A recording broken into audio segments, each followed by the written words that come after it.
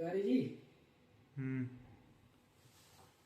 ये जो हमारा ग्रेड है ना पार्टिकल डिस्ट्रीब्यूशन का, जी जी सर। इसमें एक चीज होता है आईएसओ क्लास और ग्रेड।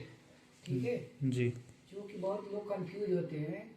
आईएसओ की गाइडलाइन होती है 14,644 फर्स्ट। जी क्लास को गाइडलाइन होती है फेडरल स्टैंडर्ड 209 और जी ये यूरोपियन गाइडलाइन होती है जिसको कि ग्रेड एबीसी बोलते हैं। जी इसमें पब्लिक बहुत कंफ्यूज होती है। समझ गए? जी सर। तो सपोज करो जो 8D है हमारा, जी ये value ISO 8 class 1 lakh grade D.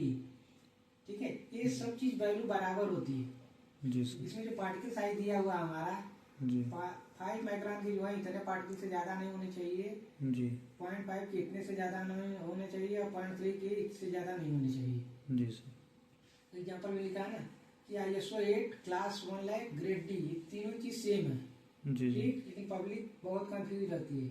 जी ठीक है, इसको बोला जाता है जो हमारा क्लास डी होता है ना, जी। सीएनसी बोलते हैं, कंट्रोल और नॉट क्लासिफाइड। जो हमारा डी जो होता है ना, जी देखो जो एग्जांपल के तौर पे जब रेस्टिंग स्टेज होती है ना, रेस्टिंग के दौरान पार्टिकल की संख्या इतनी होती है हमारी। जी ठीक है, और जब ऑपरेशन होता है तो पार्टिकल की संख्या इतनी हो जाती है। जी तो हमारा जो डी होता है एक्चुअली से जो होता है पार्टिकल मीटर क्यूब जो होता है ना, जी इतना मीटर क्यूब में पार्टिकल की संख्या इससे ज्यादा नहीं होनी चाहिए।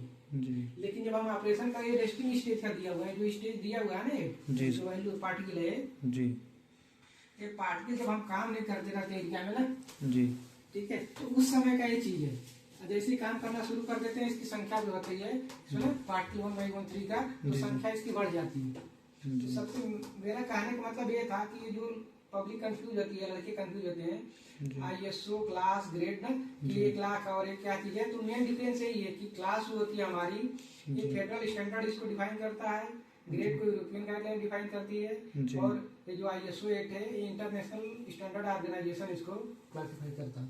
जी समझ गए तिवारी जी? जी सर। ठीक है, और इसमें जो इसमें हैपा पार्टी फिल्टर आते हैं ना यहाँ पे 0.3 के, जी सर।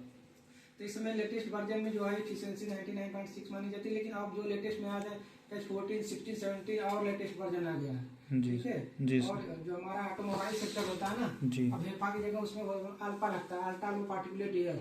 ठीक है, जी सर। तो ये जो होता है हेपा होता है हमारा 0.3 माइक्रोन। इसका रीजन जानते हो क्या होता है 0.3 का? क्या सर? क्योंकि जब इसकी डिस्कवरी की गई थी ना 0.3 की, जी तो सर। हेपा यहाँ पे लगा होता है। ठीक है, जी जी तो ये जो इसमें इसके नीचे हेपा लगा होता है, तो उसमें बैक्टीरिया